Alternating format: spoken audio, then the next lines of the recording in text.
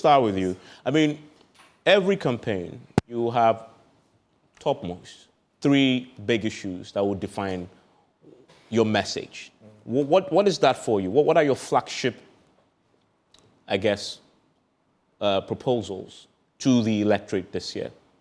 Well, I think Dr. Bawumia has been quite heavy on building industries and working with the business community so they can have some freedom and respite to expand, employ more, do more, and then also help to beat the pricing challenges within our economy. And he's been trumpeting that for a very long while. He's had engagement with the Ghana National Chamber of Commerce and Industry. He's made the GUTA, he's made the AGI, and he's been at the forefront of his conversation, especially when it comes to issues of tax reforms, where he believes strongly that we need to be able to have some radical reforms in our tax regime, introduce a lot more digitization in the space so we can reduce leakages and also ensure efficiency, which would eventually lead to a lot more people getting into the brackets and then lead to reduction in some areas. He's already given indication of specific taxes that he believes that we need to be able to get off so we can give respite to the people. He's spoken about the e-levy, spoken about the betting taxes. He's also had given strong indications about how he believes our mineral resources, our natural resources will be harnessed on going into the future, especially how we would ensure that a lot more Ghanaian ownership of our natural resources, which would strongly also lead towards holding onto most of our minerals resources to back our currency. The fact is, Evans, if you look at the economy clearly, if we're able to have a hold on our currency issues, the ripple effect is quite great. I mean, fuel prices are high because our currency is struggling against the dollar. And once fuel prices go high, it has a direct effect on prices of goods and services.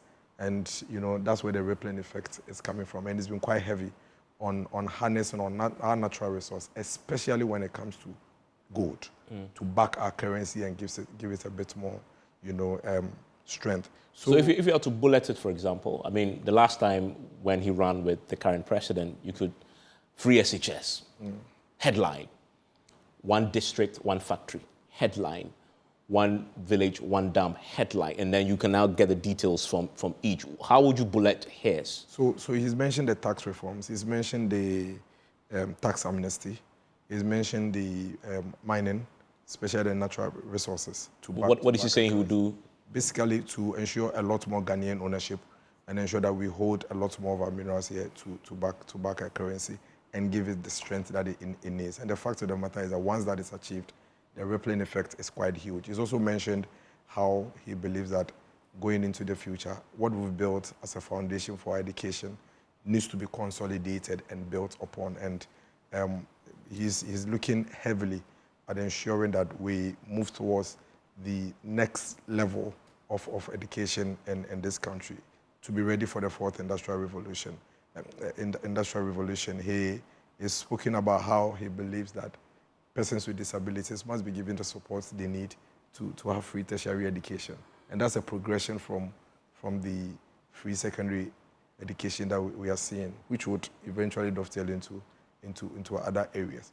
What Dr. Bawumia has done is, in all his engagement, he's been talking to specific stakeholders and discussing with them and tailoring for them specific solutions to their challenges.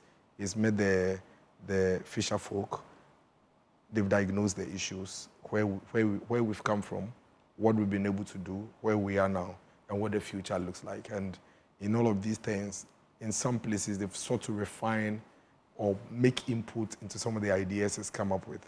And we believe strongly that for every sector of our society today, he has quite clear a vision for each of these sectors. I mean, you mentioned the stipend for the chiefs.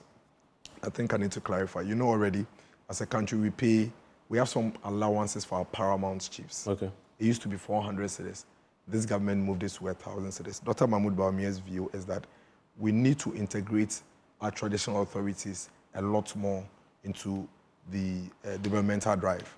And so why don't we rope in divisional chiefs? And so I want that to be. So this was divisional chiefs? Divisional chiefs and queen mothers. So currently what we do as a country is for paramount chiefs. And that has been in existence for a while now. And so his proposition is to rope in divisional chiefs and queen mothers. Okay. Because I mean these are people who are at the base of our. Will you tell me how much you're paying them a stipend a month? Well, I mean at the moment it used to be 400. It's been increased to 1,000 cedis for the paramount chiefs. And so let's talk about that for now. But the key thing here is that divisional chiefs are not currently part of the regime, and neither are queen mothers. And he's proposing that he brings them. Okay, if the paramount chiefs are getting 1,000, how much is he proposing to give them? He hasn't mentioned.